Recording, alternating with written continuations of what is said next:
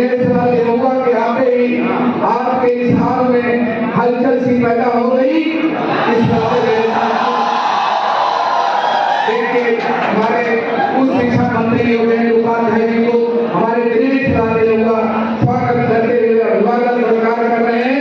आप जोरदार तालियां बजाते हैं। स्वागत में अनुपम जी का स्वागत अगले दिनेश लाल होगा जी कर रहे हैं। मैं बहुत आपके तरफ से आभार व्यक्त करता हूँ।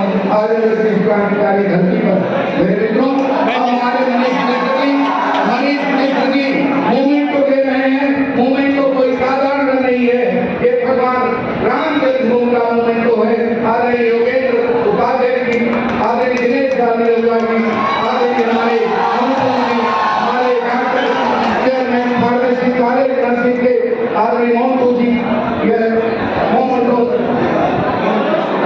काउंसिल ऑफ इंडिया के चेयरमैन है। इस नाते मेरे मित्रों